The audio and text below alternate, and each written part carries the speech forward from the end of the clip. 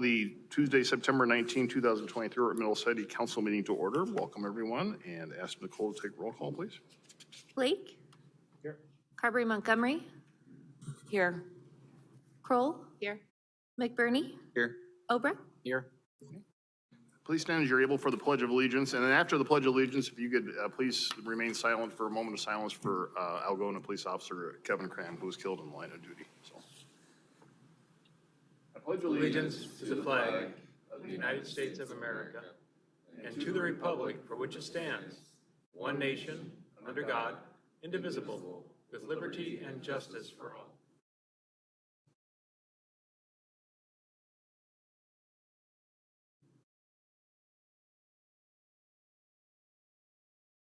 Thank you.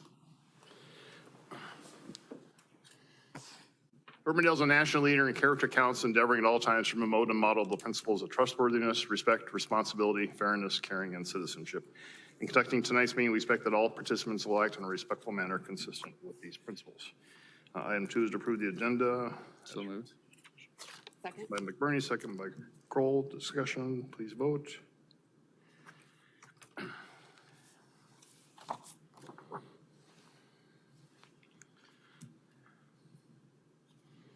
All right, that item passes. Item 3, presentations. We do have a proclamation on Polk County Injury Prevention Week.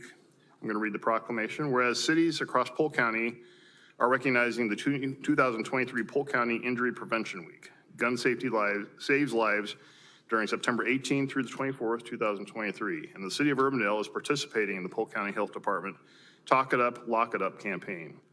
Whereas gun injuries are now one of the leading causes of death for children and young adults in Polk County. Whereas 1 in 3 homes has a gun in the house. Whereas 45% of gun-related deaths occurred at home in Polk County, and 66% of suicides in Polk County were attributed to gun injuries.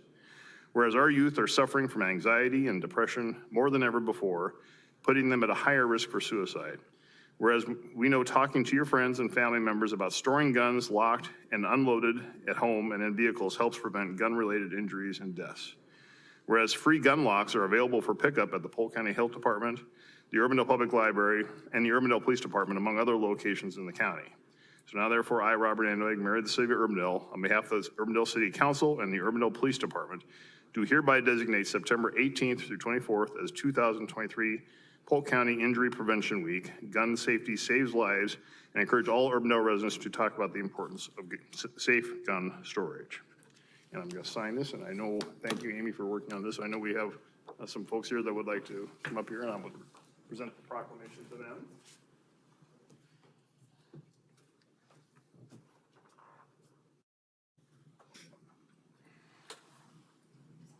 Okay.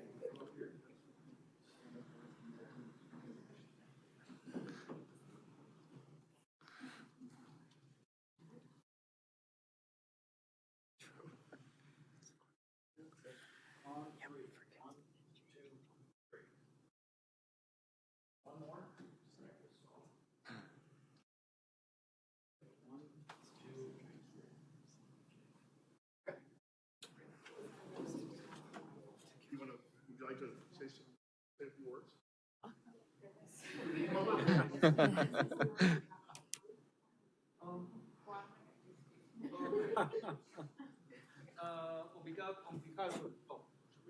Yes, please. Okay, sorry. The mic on? Microphone, okay, perfect. Can you hear me? Okay. Microphone on. Wasn't expected to do a speech, but quick. Well, on behalf of the Polk County Health Department and our partners like DSMAR, the Action, we appreciate the support of the City of Urbandale, the support of the Mayor, the City Council. This is a preventable deaths, that's preventable injuries. It's just a matter of, put more attention to gun safety and safe storage. So as a Polk County Health Department, we are very concerned about our community, but especially we need the support of local communities. You have the ears of local residents and the support of them. So thanks to you and thanks to representatives like you, we hope that we eventually will be able to prevent these deaths and injuries and have a safer community for everybody in the City of Urbandale and Polk County. Thank you very much for this support. We appreciate it. All right. Okay. All right. Thank you. Thank you so much for your work on this, and thank you, Amy, for working on the proclamation as well. So. All right, we are now in Citizens Forum. This is your opportunity to address the council on something that's not a part of tonight's agenda. Would anyone like to address the council at this time? All right, seeing none, we will move on. Then item 5 is to adopt the minutes from the September 5, 2023 meeting. So moved. Motion by McBurney, Second. second by Carberry Montgomery. Discussion, please vote.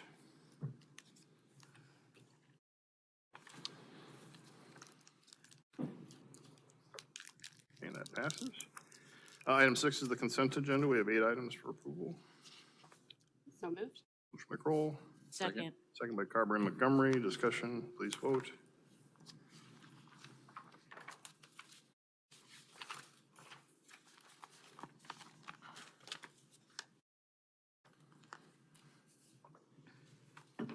That passes. Item 7, public hearings versus item 7.1, a public hearing to consider the amendment number 1 to the second amended and restated Northwest Market Center Urban Renewal Plan. The public notice for this was published in the September 8, 2023 Des Moines Register. Asking any objections to that notice is published. There were none. Motion to open the public hearing. So moved. Motion by McBurney, second by Blake. Discussion, please vote. Maybe do a roll call vote, please. Okay. Blake?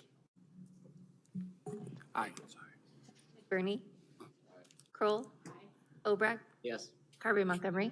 Yes. Thank you. All right, thank you. And to introduce this is our Assistant City Manager, Curtis Brown. Curtis? Thank you, Mayor, council members. Nicole, can I get the screen up there, please? The action on tonight's agenda might be described as periodic maintenance with the addition of a good accessory. So in terms of periodic maintenance on our Northwest Market Center urban renewal area and plan, you're looking at the urban renewal area. It's our largest, what's normally known as a TIF district, which runs all along more or less the core of the urban loop or the I-3580 corridor, covers most of our main industrial and commercial areas. We're doing a few things tonight to this plan that was originally established in 2000. In July of 2022, we did a major overhaul to the plan, amended and restated it. Over time, we have added different incentive policies to the plan. We're not doing anything with our incentive policies this time at all. We're doing 3 things: adding some public infrastructure projects, recalculating our associated TIF rebates for development agreements, and then adding area to our urban renewal area. So let's start in reverse. Here is the overall urban renewal area, and you can see that we've added some territory in red. It's in fact 4 parcels down at the very bottom along Hickman. And I'll give you a close-up of that. The reason why we added these 4 parcels is essentially, which leads us into the next part of tonight's amendment, is to be able to use funding from this TIF district to help get a few key projects done. For instance, the frontage road that runs along roughly east of 100th Street down to the city's Parks and Public Works Maintenance Facility is in very bad shape, serves a big commercial area through there. And so we would be able to use essentially funding from the TIF district to fund those projects. And then we propose adding a parcel that runs from the west of 100th Street all the way to the interchange, which would allow us to extend our trail system, which will eventually, once the interchange is done, be able to take bike and pedestrian traffic all the way along Hickman, all the way out to the larger regional trail network, which is Raccoon River Valley Trail.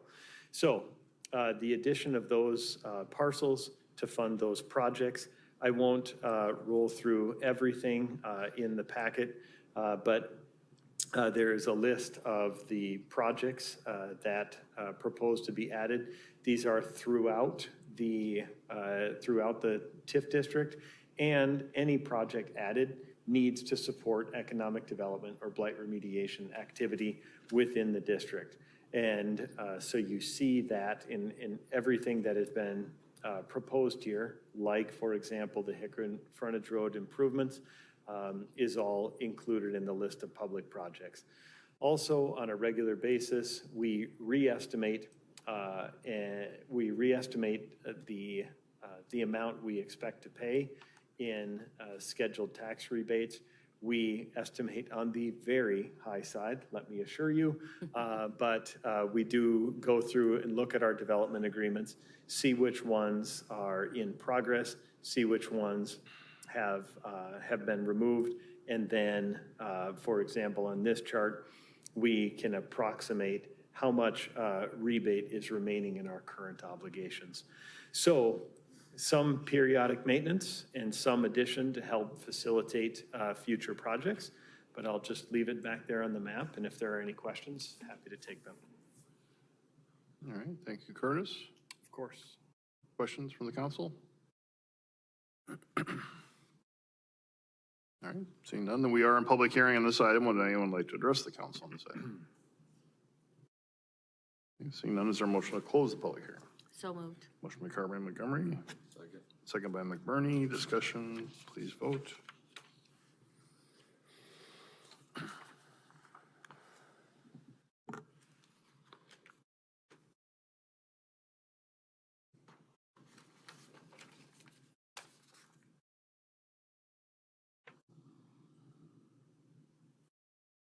That passes. All right.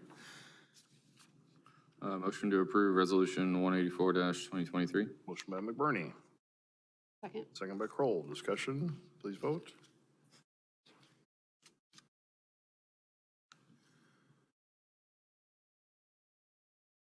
That passes. All right, thank you. Item 7.2 is a public hearing to consider the Urbandale Marketplace Lot 1, Urbandale Marketplace Plat 3, and Outlot C, and Urbandale Marketplace Plat 2 amendments to the Urbandale Marketplace and Urbandale Marketplace 2 Planned Unit Development and Master Plans. And the public notice for this was published in the September 8, 2023 Des Moines Register. Is there any objections to that? Notice is published. There were none. Is there a motion to open this public hearing? So moved. Motion by Kroll, Second. second by Carberry Montgomery. Discussion, please vote.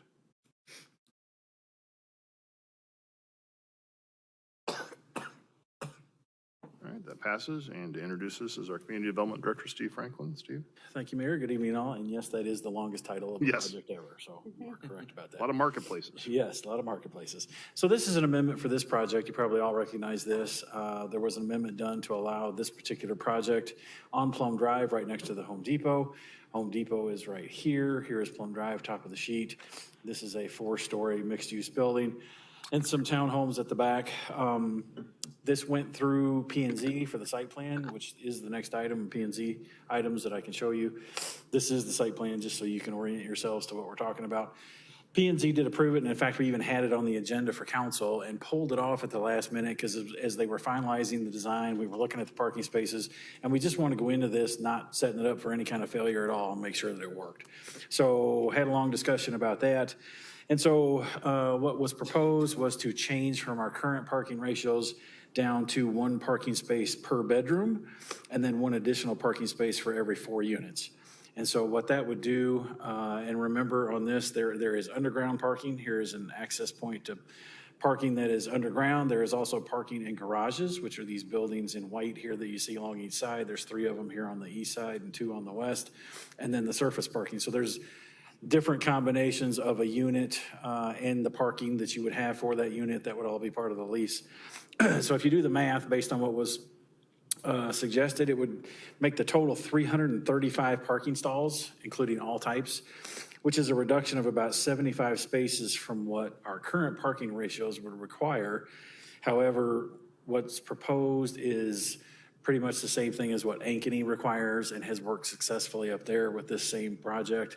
And then I looked, and Waukee also requires exactly the same thing. It's 1 space per bedroom, and then it's 1 extra space for every 5 units, and we're doing every 4 units. So we are comfortable, based on past experience and requirements of other cities, that this will be enough parking spaces.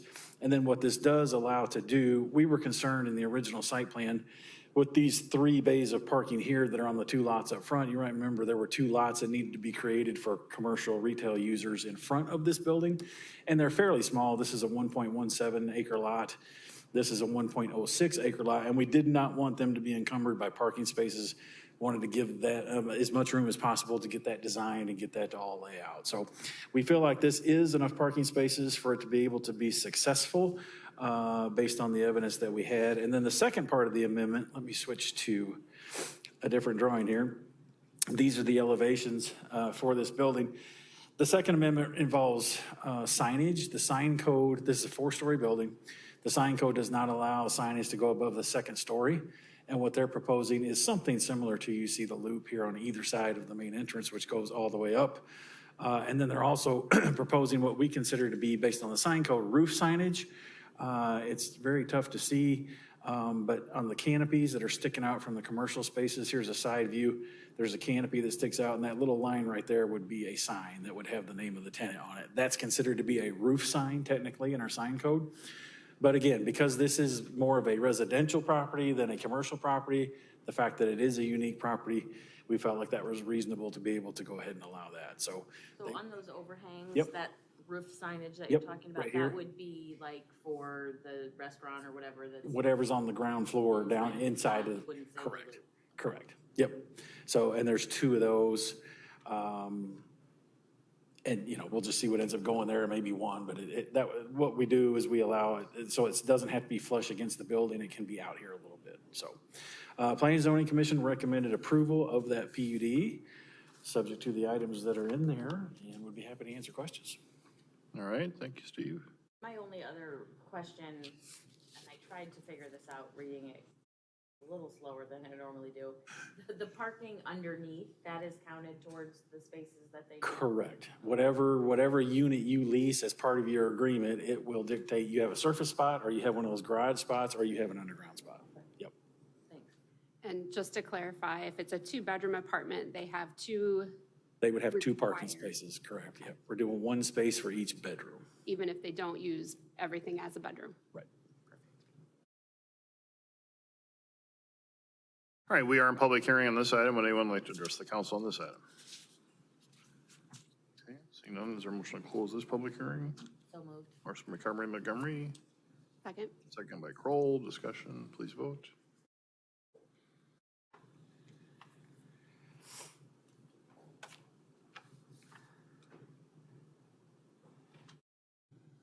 All right, that passes. Then is there a motion on the item? Motion to approve Council Letter 7554. Motion by Kroll, Second. second by McBurney. Discussion, please vote.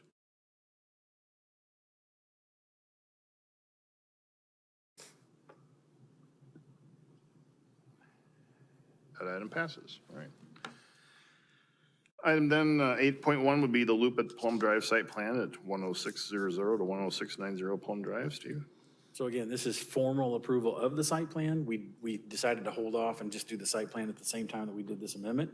P&Z did approve it unanimously, subject to the items that were part of that. Again, this is the plan, U-shaped building. There are a total of 215 units. There are 6 studio units, 143 one-bedroom units, and 66 two-bedroom units. And then there are these townhomes back here toward the rear of the property. This is the amenity area in a lot that's behind the Home Depot for only residents to use. And then again, when we get something definitive to go on Lot 1 and Lot 2 out front, we'll bring you a site plan for each of those. So Planning and Zoning Commission does recommend approval, subject to items noted, and be happy to answer any questions. All right, thank you, Steve. Questions on this? Just a quick question. I don't know if I remember reading it. What's the anticipated timeline for the start of this project? I don't know if you guys have decided that yet. I know you're looking into it. You were trying to decide whether this fall or next spring, right? Probably next spring. Okay. Okay. All right, thank you. And it'll be like a 2-year build, right? It's a fairly significant time period. Yeah, yeah. Oh. Big building, lots going on, so. Okay, cool. All right, is there a Motion to approve Council Letter 7559. motion by McBurney? Second by Second. Carberry Montgomery. Discussion, please vote.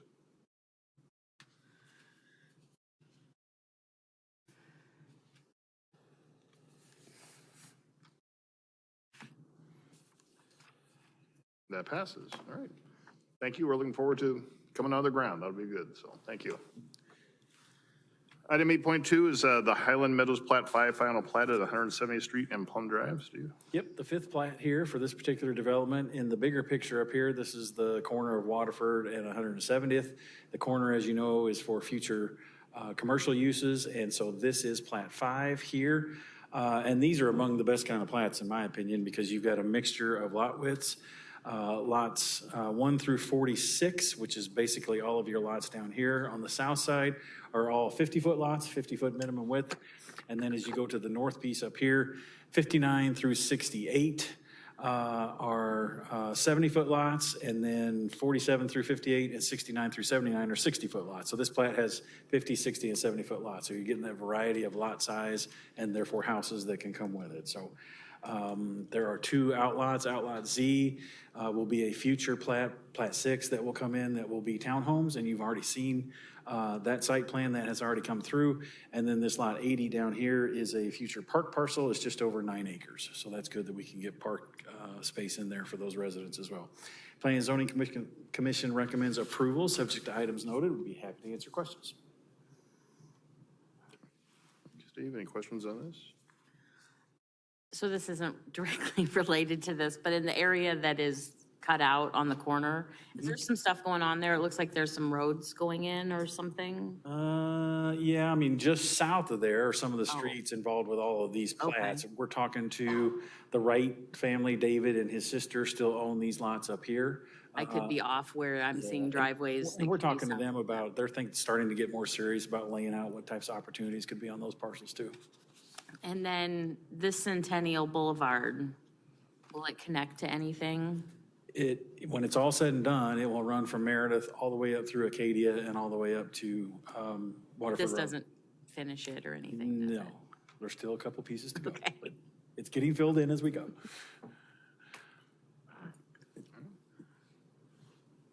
I'll move approval of Council Letter 7556. Okay, motion by Carberry Montgomery, Second. second by McBurney. Discussion, please vote.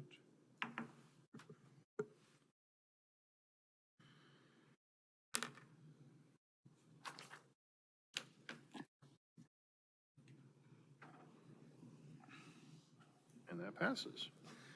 That takes us to the end of our regular agenda. Amy? I'm going to advocate for the next time we do seating arrangements, I'm not here because I always forget to write down what I want to talk about in this chunk. And Mayor's first- prerogative, so you get a pace. Yeah. So human service strat plan, it's moving forward, more to come, but we have a core committee that's figured out and we will be moving that forward. MAC committee, do you want to review leash law stuff? Sure. I'll let you do that. Okay. And thanks for the proclamation. Okay, thanks. And I guarantee you won't sit there next year. I do mix it up. So. I know. I'm looking forward to that. Larry?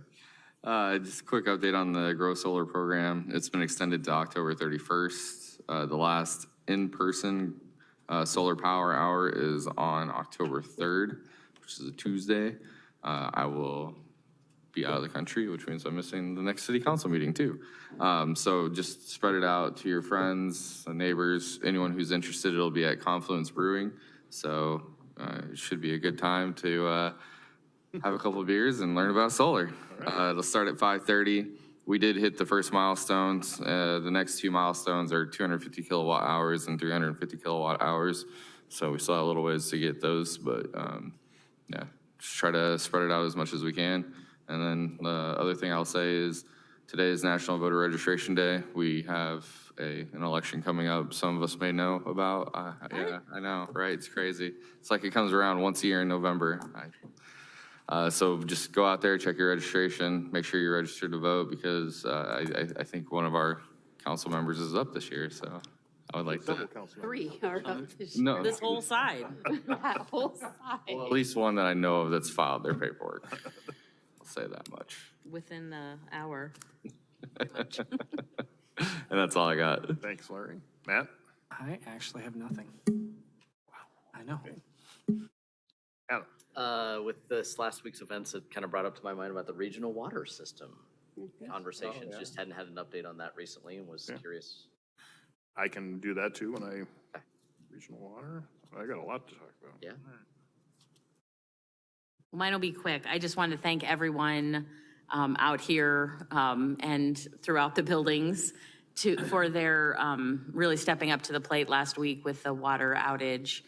I know Derek was on Facebook probably 24/7 for 3 days, responding individually as the city of Urbandale. So we greatly appreciate that.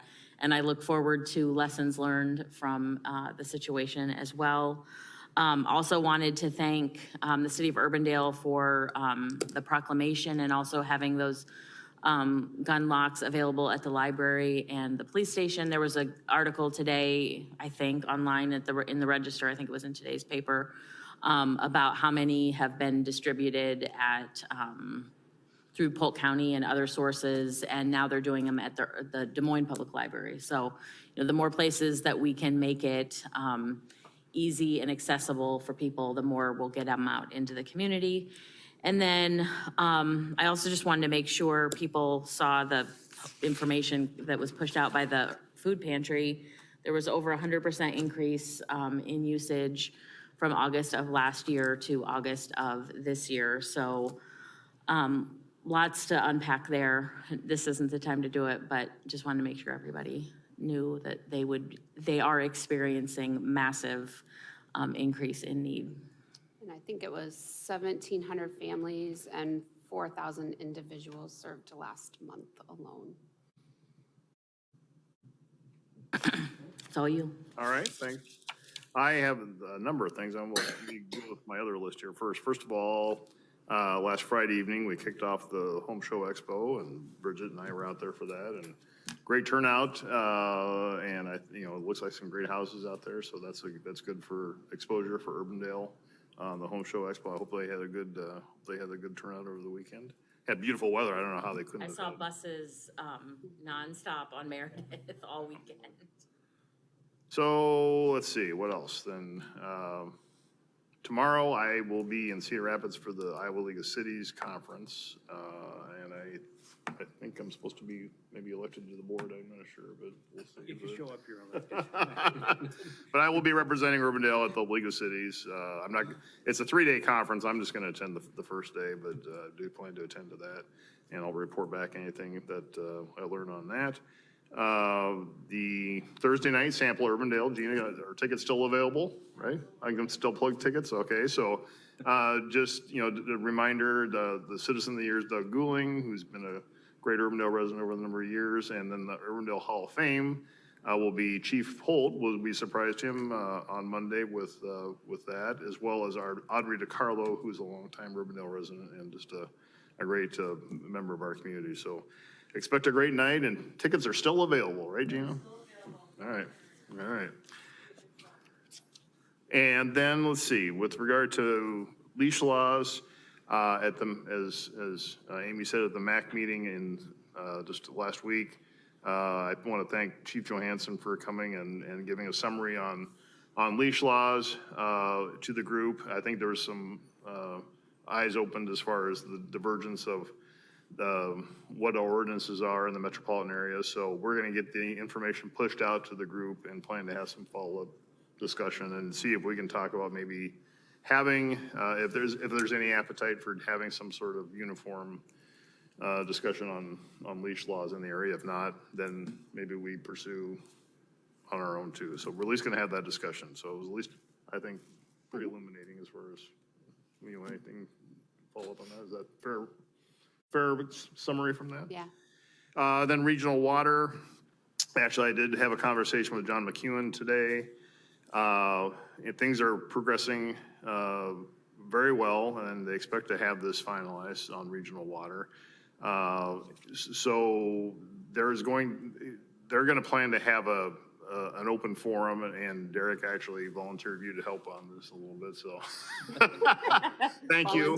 Thank you in advance, Derek. But, as far as West Des Moines and Des Moines are each having like a public forum, and John asked if they should just do it at a regular water board meeting or have a separate one. I suggested to do a separate one. So Expect Dale to be reaching out to somebody to do that as well, so. But I think it's going forward very well, and I think it'll be good for Urbandale and good for the region if we can get that finalized, so. And again, thanks to everybody that did help, as Bridget said last week on that. We will unpack that and see what we can learn from that, but certainly I want to applaud staff for responding to that very quickly once we knew that we had a big problem and got it resolved as quickly as we could and got the information out as quickly as we could as well, so. With that, is there anything else for the good of the order? If not, we are adjourned. Thank you, everyone.